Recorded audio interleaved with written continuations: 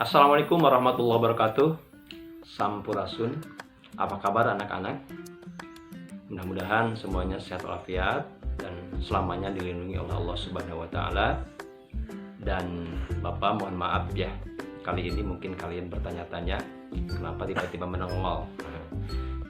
Bapak di sini kebetulan ini ingin memperkenalkan diri karena Bapak insya Allah pada semester ini diberi tugas untuk mengajar di kelas 9A, B, C, D, kemudian kelas 7A dan kelas 7B. Tentunya kalian ada yang sudah mengenal, ada yang belum mengenal. Nah ini yang jadi masalah adalah yang belum mengenal. Ada istilah yang mengatakan bahwa tak kenal maka tak sayang, tak sayang maka tak dikenalkan kan ya. Jadi dalam hal ini Bapak mau memperkenalkan diri karena apa? Kalian sudah maklum semuanya bahwa di saat ini pada masa pandemi kita tidak bisa langsung berkomunikasi tatap muka tapi lewat PJJ atau pembelajaran jarak jauh. Dan tentunya dalam PJJ ini tidak bisa terus terang kita bicara dan kita harus saling mengenalnya lewat ini. Baik, supaya lebih cepat perkenalkan diri, nama Bapak Farid Purwanto dan biasa anak-anak memanggil Pak Farid. Bapak mengajar bidang matematika yang tadi Bapak sampaikan kelasnya. Anak-anakku, hari ini kita membahas materi tentang bilangan berpangkat dan bentuk akar. Adapun standar kompetensi yang hari ini akan disampaikan, yang pertama adalah memahami sifat-sifat bilangan berpangkat dan bentuk akar serta penggunaannya dalam pemecahan masalah sederhana. Kompetensi dasarnya yaitu melakukan operasi aljabar yang melibatkan bilangan berpangkat bulat dan bentuk akar.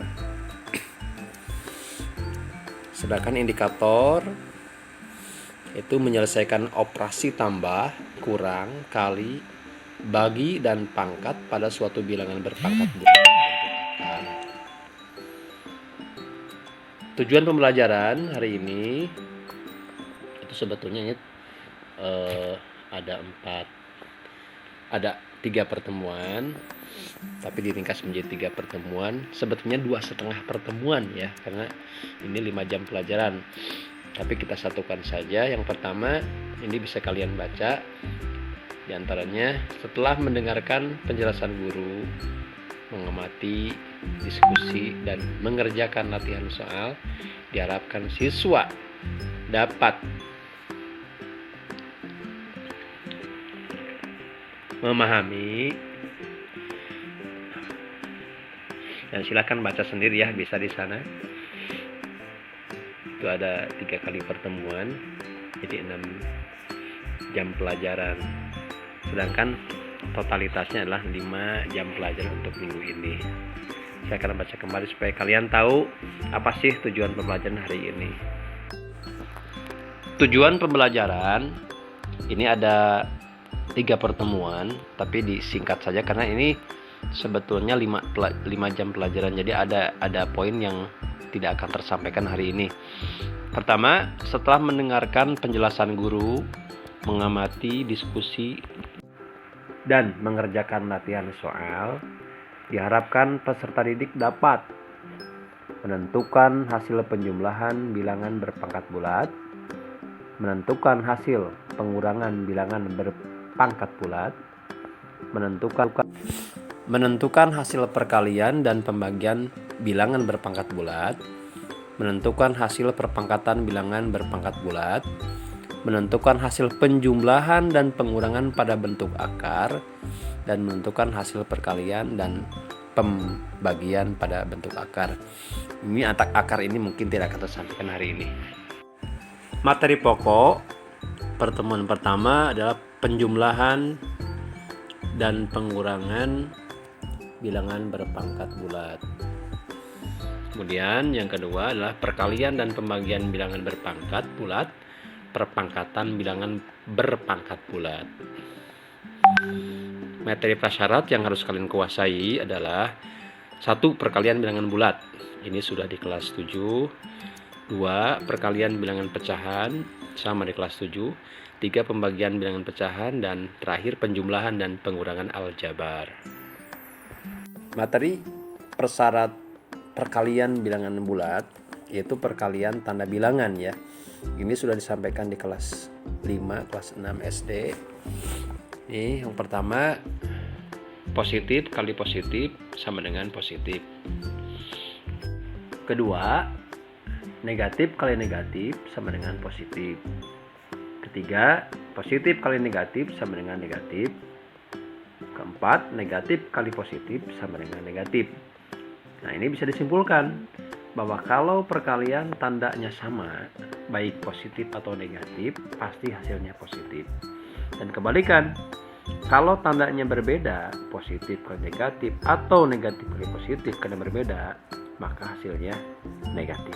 Contoh, nomor 1, 2 kali 3 sama dengan 6. Ini sebetulnya tanda di depannya positif, tapi kesepakatan para pakar matematik positif tidak dimunculkan kan. 2 kali 3 sama dengan 6. Kedua, negatif 4 kali negatif 2. Nah, ini kan 4 kali 2 8. Kenapa itu hasilnya 8 tidak negatif? Karena itu tandanya sama, negatif dengan negatif.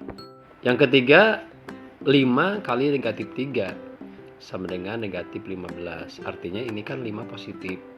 Kemudian negatif 3 kan negatif. Berbeda kan? Maka hasilnya negatif 15. Yang keempat, negatif 6 kali 2. Sama ini berbeda kan? Negatif dengan positif. Hasilnya pasti negatif. Dan 6 kali 2 adalah 12. Jadi hasilnya negatif 12. Prasyarat yang kedua yaitu perkalian bilangan pecahan. Ini juga sudah di kelas 2 ya. Itu A per B dikali C per D bisa disederhanakan menjadi A kali C per B kali D, di mana A merupakan pembilang dan B adalah penyebut.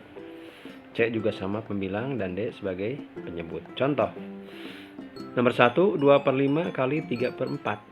Itu bisa disingkat ya, disederhanakan menjadi 2 kali 3 per 5 kali 4.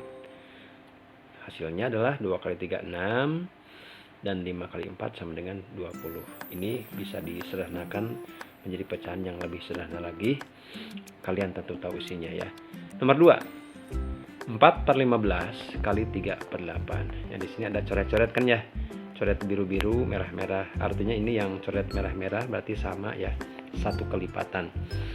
Yang di sana hasilnya 1 kali 1 per 5 kali 2. Mungkin kalian bertanya dari mana ini?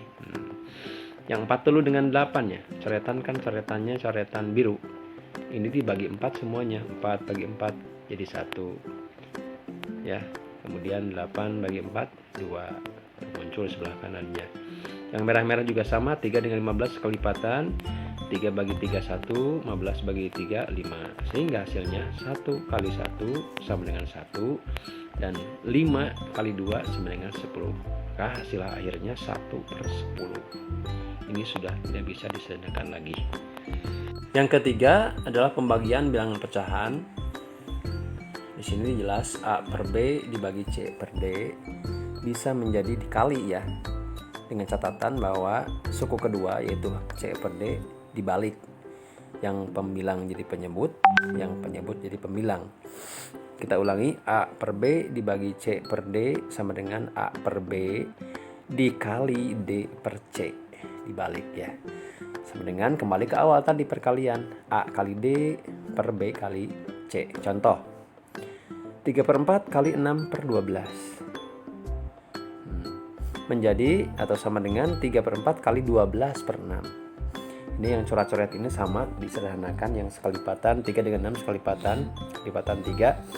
3 bagi 3 1, 6 bagi 3 1, 6 bagi 3 2 ya. Mohon maaf. Kemudian 12 dengan 4 juga sama, coret-coret 12 bagi 4 3, 4 bagi 4 1. Sehingga menjadi 1 kali 3 sama dengan 3. Di bawahnya penyebutnya 1 kali 2 sama dengan 2. Kalau dibuat menjadi pecahan campuran menjadi 1 per 2. Selanjutnya kita hari ini yang perlu Bapak sampaikan ke intinya. Yang tadi yang kita bahas panjang itu adalah pembahasan prasyarat. Jadi sebelum ke bilangan berpangkat, kita harus menguasai yang tadi ya. Jadi kalian harus buka-buka kembali buku kelas 7, kelas 8, kelas 5, kelas 6 juga silahkan dibuka, atau mungkin silahkan bisa bertanya kepada temannya.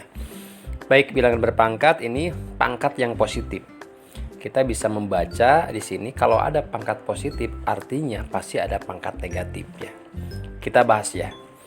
Pangkat positif bilangan kuadrat sempurna seperti 1, 4, 9, dan 16 dapat dinyatakan dalam berbagai macam bentuk ya, termasuk bentuk geometris seperti ini.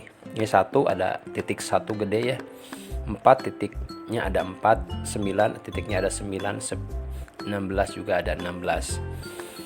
Ini merupakan kuadrat sempurna yang merupakan bilangan yang merupakan hasil kali dari suatu bilangan dengan dirinya sendiri. Sebagai contoh di atas 16 yang paling kanan titik-titiknya ada bilangan kuadrat sempurna karena 16 adalah 4 kali 4. Notasi 4 kali 4 dapat dituliskan dalam bentuk pangkat. Kemudian bentuk pangkat ini menjelaskan pada kita berapa suatu bilangan yang kita sebut sebagai basis atau bilangan pokok digunakan sebagai faktor. Bilangan yang digunakan sebagai pangkat disebut eksponen atau pangkat. Jadi kita bisa simpulkan ada namanya bilangan pokok atau basis, ada bilangan pangkat atau eksponen. Kedudukannya kalau bilangan pokok itu di bawah, kalau yang di atas adalah eksponen atau pangkat. Berikutnya silakan kita perhatikan ada tabel. Ada 3 kolom ya, kolom yang angka semua, kemudian cara membaca dan artinya. Kita ambil salah satu contohnya, yaitu kolom yang pertama ada angka 4 dan 1.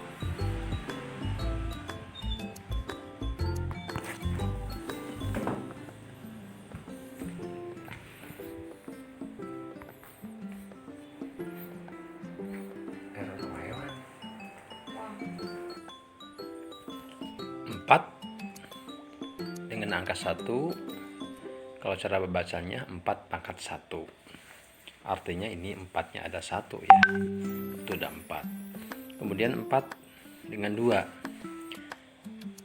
dan 4 merupakan bilangan pokok, sedangkan 2 merupakan bilangan pangkat. Ini dibaca 4 pangkat 2 atau 4 kuadrat spesial ya. Kalau pangkat 2 disebut kuadrat. Ini artinya 4 kali 4.